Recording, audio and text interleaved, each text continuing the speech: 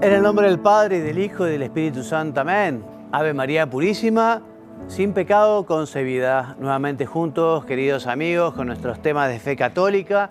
Y hoy ya en nuestro tema 22 vamos a hablar de la Eucaristía, en este tema 22 y también en el próximo. Comenzaremos este tema que es el más importante de todo el curso, por así decirlo, porque la Iglesia vive de la Eucaristía es lo más sagrado que tiene la Iglesia, la Eucaristía es el mismo Cristo que se nos entrega, la Eucaristía es la renovación incruenta del sacrificio del Calvario. Maravilloso, maravilloso, y yo justamente quiero animar a todos a profundizar en el conocimiento de lo que es la Eucaristía, en el conocimiento de lo que es la Santa Misa.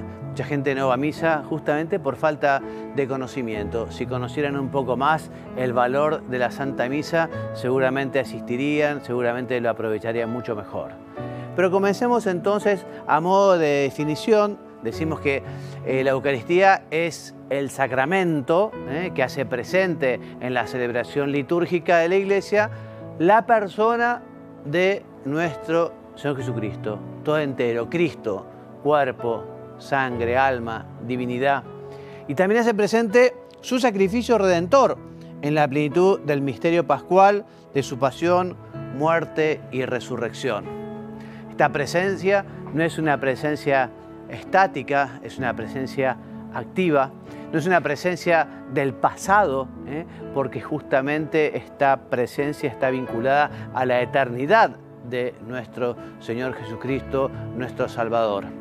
En la Eucaristía se nos invita justamente a acoger esa salvación que el Señor nos ha dado en la cruz, se nos invita a recibir ese don de su cuerpo y de su sangre como alimento para que nuestra alma esté fortalecida y nos podamos identificar con Él, con su persona, con su sacrificio. El efecto, como afirma el Concilio Vaticano II, en efecto, nuestro Salvador, en la última cena, antes de su pasión, antes de su muerte, la noche en que fue entregado, instituyó el sacrificio eucarístico de su cuerpo y de su sangre para perpetuar por los siglos, hasta su vuelta, el sacrificio de la cruz y confiar así a su esposa amada, la Iglesia, el memorial de su muerte y su resurrección. Sacramento de piedad, signo de unidad, vínculo de amor, banquete pascual, en el que se recibe a Cristo, el alma se llena de gracia y se nos da una prenda de la gloria futura, nos dice la Sacrosanctum Concilium número 7. Es el sacrificio de la nueva alianza, es el sacrificio por el que nuestro Señor tomó los pecados de los hombres, desde el primero de Adán y Eva hasta el último, para conseguirnos la redención, la salvación, para que pudiéramos alcanzar el cielo. Veamos cuándo fue esta promesa de la Eucaristía y cuándo fue su institución. Entonces el Señor lo anunció durante su vida pública en la sinagoga de Cafarnaún. Allí estaban reunidos unos cuantos testigos, lo escucharon, ¿no? Lo recoge San Juan en su capítulo 6.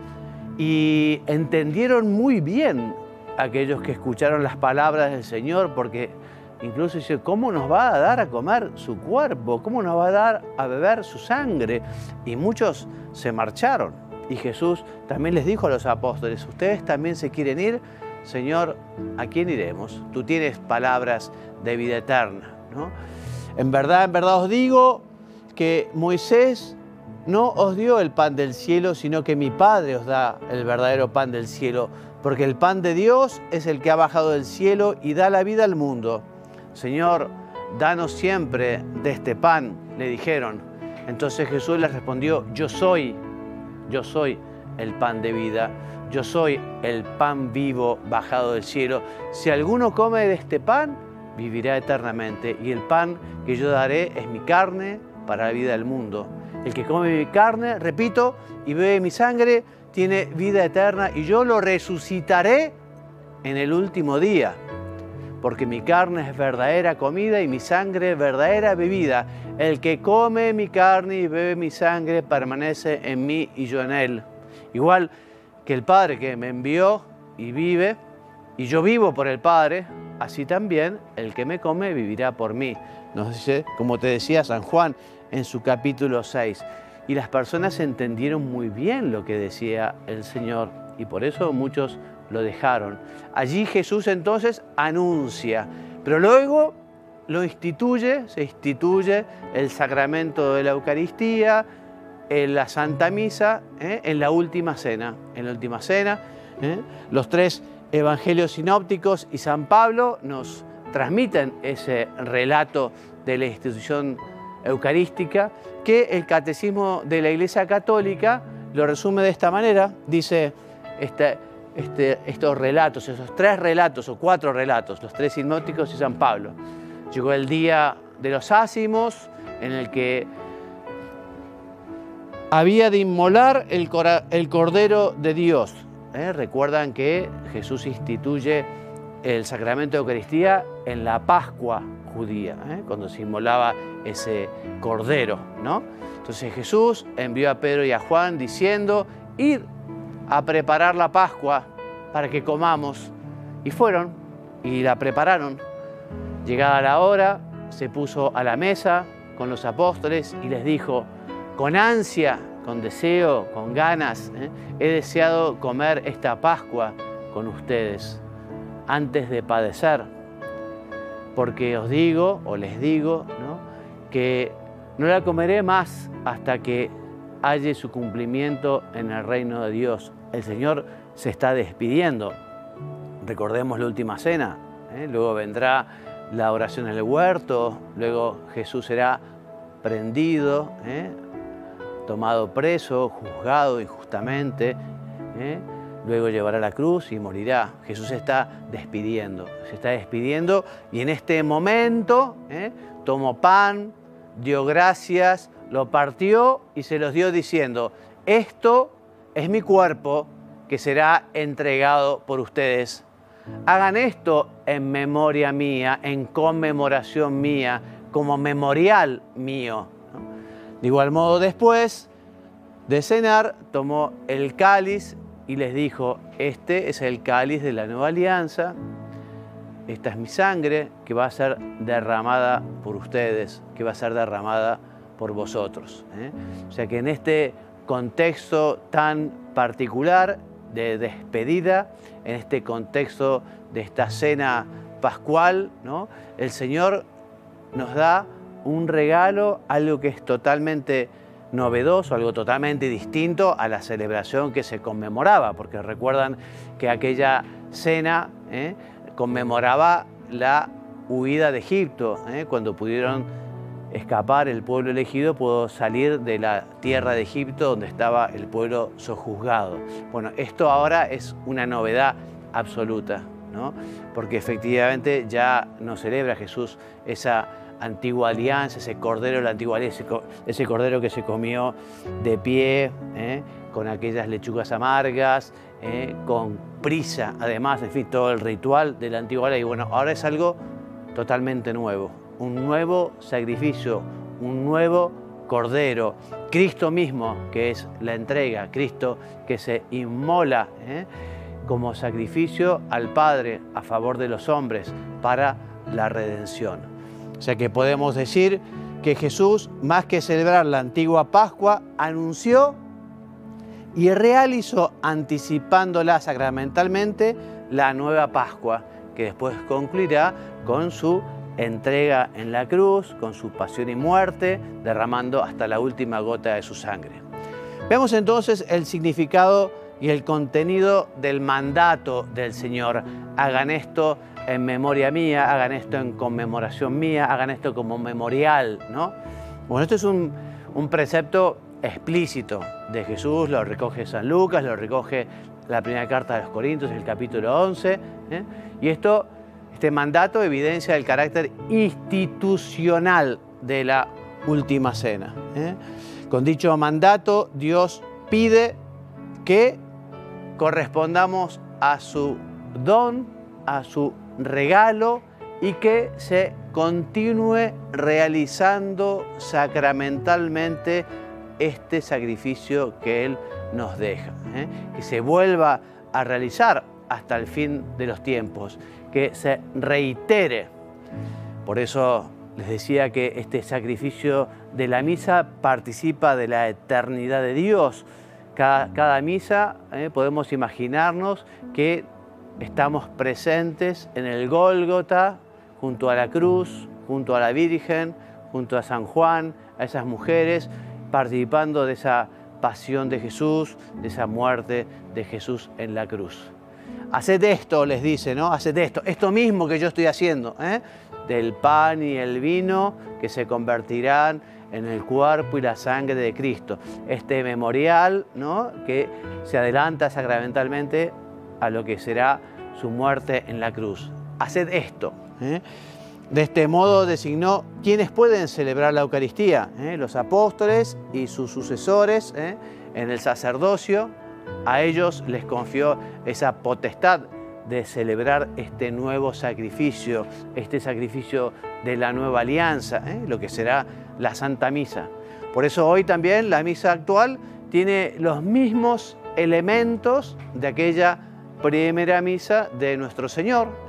Por un lado, la presencia del pan y del vino, la plegaria de acción de gracias y de bendición, la consagración de los dones en el cuerpo y la sangre del Señor y la distribución de la comunión con ese santísimo sacramento. Hagan esto en conmemoración mía, en memoria mía, como memorial mío, repetimos.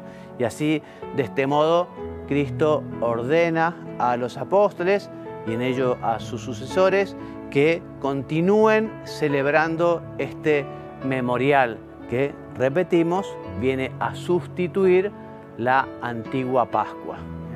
Este rito memorial tiene una particular eficacia porque no solo ayuda a recordar algo, no es una efeméride, ¿no?, que nos viene a la memoria y que nos mueve a la oración, que nos mueve al sentimiento, sino que este rito hace objetivamente presente la realidad significada. O sea, Cristo se hace presente, Cristo, nuestra Pascua, y su sacrificio redentor. Veamos a continuación cómo es esta celebración litúrgica. Esta celebración litúrgica que comienza a rezar la Iglesia desde el comienzo de la Iglesia, desde su inicio. Vemos cómo se celebra en Jerusalén, en Tróade, en Corinto, y en todos los lugares donde llegaba el cristianismo se celebra la Iglesia. Encontramos estos antiguos relatos, como efectivamente en el domingo, el día de la resurrección del Señor, los cristianos se reunían a partir el pan, se reunían a celebrar el sacrificio de la misa.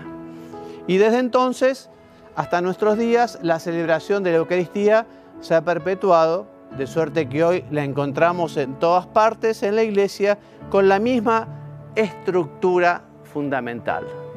Eso nos dice el Catecismo en su número 1343.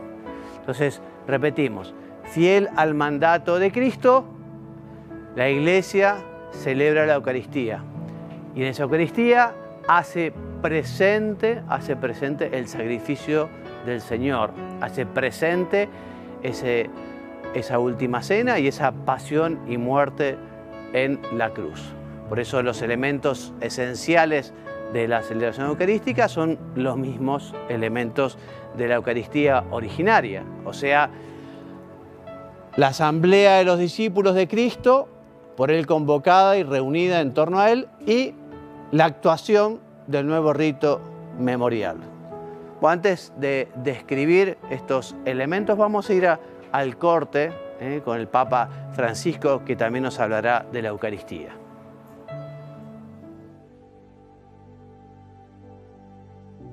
Si al salir de misa estás igual de como entraste, algo no funciona.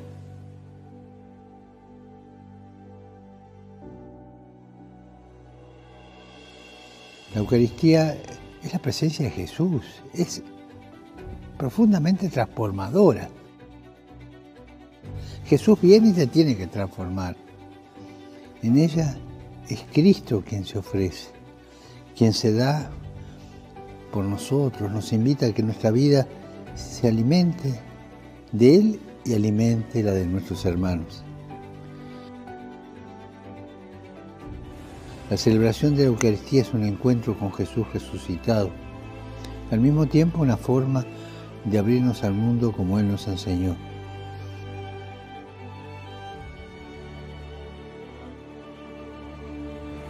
Cada vez que participamos en una Eucaristía, Jesús viene y Jesús nos da la fuerza para amar como Él amó.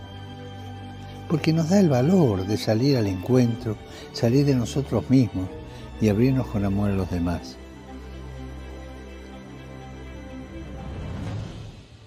Oremos para que los católicos pongan en el centro de su vida la celebración de la Eucaristía, que transforma las relaciones humanas y abre al encuentro con Dios y con los hermanos. Bueno, volvemos del video del Papa y como te decía, dos son los elementos fundamentales de la Eucaristía, la asamblea de los discípulos de Cristo y la actuación del nuevo memorial. Entonces veamos la primero, la asamblea eucarística, ¿no? Entonces, desde los comienzos de la vida de la Iglesia, la asamblea cristiana que celebra la Eucaristía se manifiesta jerárquicamente estructurada, ¿no? Porque esa asamblea estaba constituida por el celebrante, que es el obispo o el presbítero. El celebrante preside la celebración, actúa en persona Christi capitis, o sea, en la persona de Cristo. Por eso dice, esto es mi cuerpo, esta es mi sangre. No es el cuerpo del celebrante, es el cuerpo de Cristo, que el celebrante en ese momento está impersonando. Entonces también puede ayudar en esa celebración el diácono u otros ministros, y participan todos los fieles bautizados, unidos por el vínculo de la fe y del bautismo. Entonces todos estos miembros de la asamblea están llamados, como dice el Concilio Vaticano II, están llamados a participar de una manera consciente, devota y activa. Cada uno según su modo propio.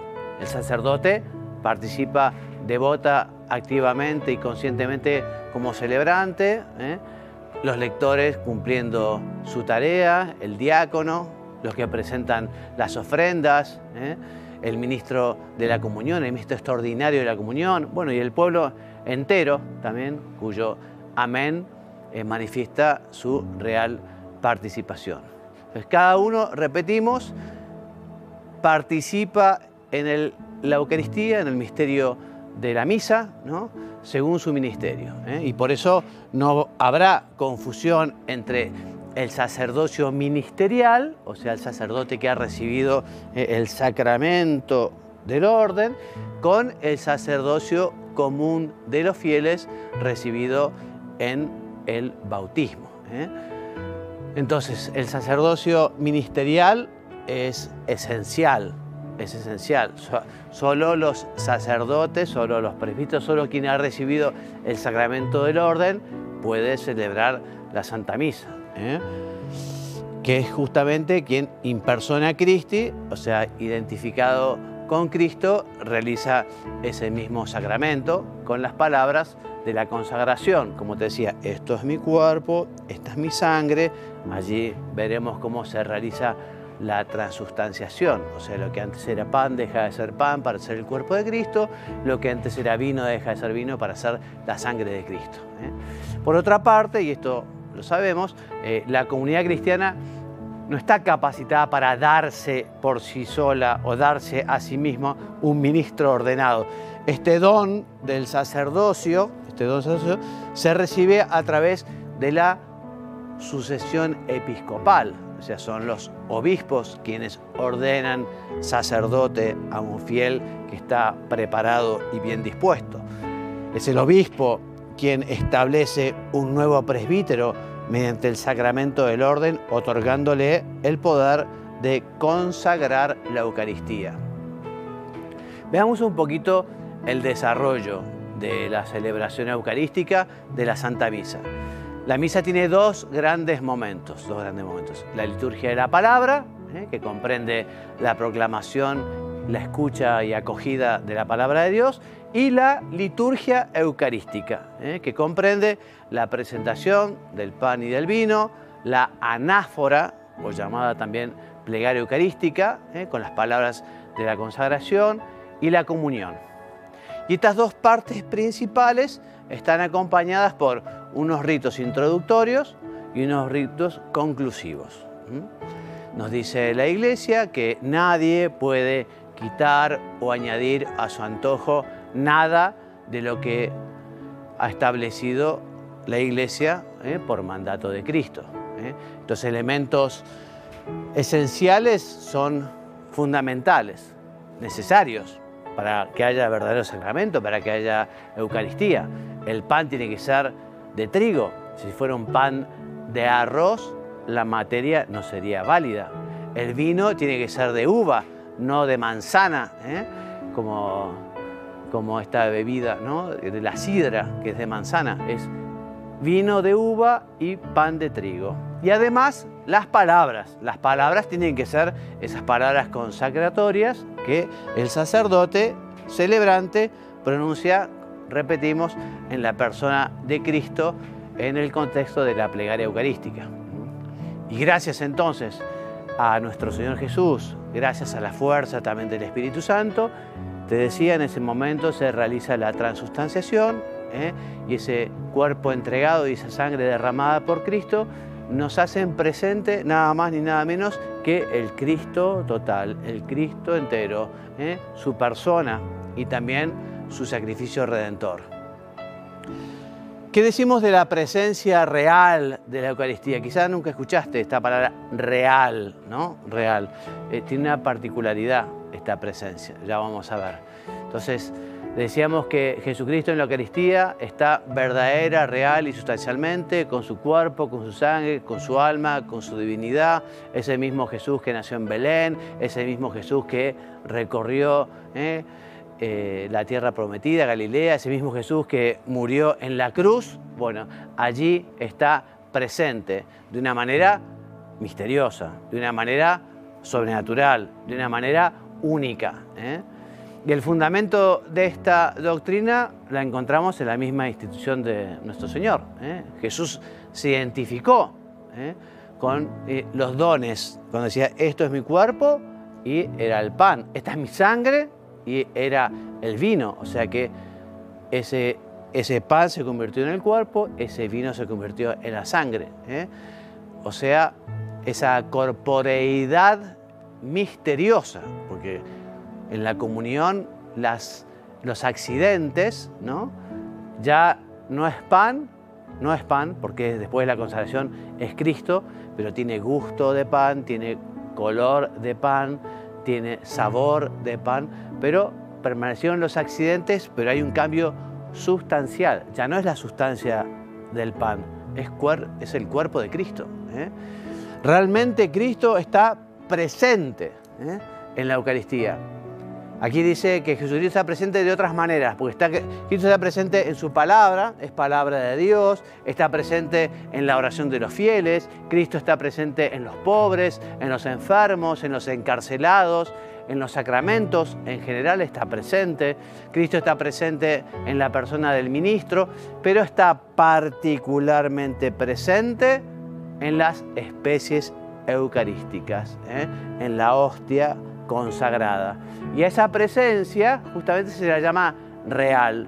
No porque las otras presencias no sean reales, porque esta presencia es particularmente sustancial. Como te decía, aquí está, verdadera, real y sustancialmente, con su cuerpo, con su sangre, con su divinidad, el mismo Dios verdadero. Te decía, real, a título no exclusivo, sino como si las demás presencias no fuesen reales, sino por excelencia, por excelencia. Esta presencia real por excelencia porque efectivamente se hace presente Cristo, Dios y hombre, en ese momento, nos dice el catecismo.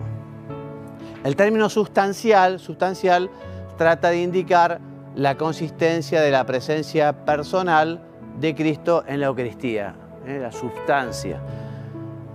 No es una figura, ¿no? Una figura, ¿no? Como, no sé, una bandera nos puede recordar, es un signo de la patria, ¿no? No sé, los mismos sacramentos son un signo sensible y eficaz, no es una figura, no es un signo, no es un recuerdo, sino que en la misa, digamos, se hace presente Cristo, se hace presente el Señor. Es una presencia objetiva, es una presencia sustancial, el cuerpo y la sangre de Cristo, su humanidad inseparablemente unida a su divinidad por esa unión hipostática, que es la unión en la persona de Cristo. Aunque no lo veamos, aunque no lo entendamos, es un misterio, aunque te decía siga con apariencia de pan y vino, ya no hay pan y vino, ya está Cristo allí, con su cuerpo, con su sangre, con su alma, con su divinidad. Según la fe católica, Jesucristo está presente todo entero, repetimos, en las especies eucarísticas. Y además también nos enseña la Iglesia que al fraccionar el pan, ¿no? A veces, por ejemplo, porque hay muchos asistentes y no alcanzan las hostias, al fraccionar el pan no se fracciona a Cristo. Cristo continúa todo entero en esas partes en las que se ha fraccionado la hostia. Entonces, repetimos, se trata de una modalidad de presencia singular porque es invisible, es intangible y además es permanente en el sentido de que una vez realizada la consagración dura todo el tiempo que subsistan las especies sacramentales. En los sagrarios en las iglesias, allí que se guarda el copón con las hostias, está Cristo verdaderamente. Y estará en cada una de esas hostias, cada una de esas formas, mientras sigan siendo hostias. Si, por ejemplo, alguna se metiera en agua y se disuelve, bueno, ya no es una hostia, ya no está, digamos, los accidentes del pan, ya no estará allí Cristo. Te hablaba de la transustanciación, te hablaba de la transustanciación, de un cambio de sustancia, un cambio, una conversión absolutamente extraordinaria, misteriosa, única, sobrenatural. Tomad y comed, esto es mi cuerpo. Tomad y bebed, esta es mi sangre. O sea, estas palabras se hacen realidad. Cuando el pan y el vino dejan, repetimos, de ser pan y vino y se convierten en el cuerpo y la sangre de Cristo. Bueno, sobre este punto, el Catecismo nos dice en el número 1376 que el Concilio de Trento resume la fe católica cuando afirma lo siguiente: porque Cristo nuestro Redentor dijo que lo que ofrecía bajo las especies de pan era verdaderamente su cuerpo, se ha mantenido siempre en la Iglesia la convicción que declara de nuevo el Santo Concilio. Por la consagración del pan y del vino se opera un cambio de toda la sustancia del pan en la sustancia del cuerpo de Cristo nuestro Señor y de toda la sustancia del vino en la sustancia de su sangre. La Iglesia Católica ha llamado justa y apropiadamente este cambio transubstanciación, un cambio de sustancia. Te decía, quedan inalteradas las apariencias o los accidentes de pan y de vino en las especies eucarísticas, pero ya no es pan, ya no es vino, es Cristo verdaderamente. Aunque los sentidos capten verdaderamente las apariencias, porque vemos el gusto, te decía, la textura, ¿no? Pero es la luz de la fe la que nos dice que se cumple la voluntad de Dios. Es la luz de la fe la que nos dice, nosotros creemos que esto que Jesús prometió se realiza en la misa en la consagración. Entonces, gracias a la permanencia de las especies sacramentales del pan y del vino, podemos afirmar que el cuerpo de Cristo, o sea, su entera persona, está realmente en el altar, en el sagrario, en el copón. Muy bien, y hasta aquí entonces este primer programa sobre la Eucaristía. Continuaremos, si Dios quiere, la semana que viene.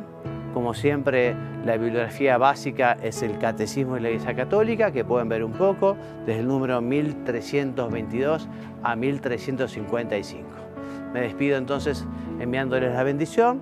Que Dios los bendiga y los haga muy santos. Amén.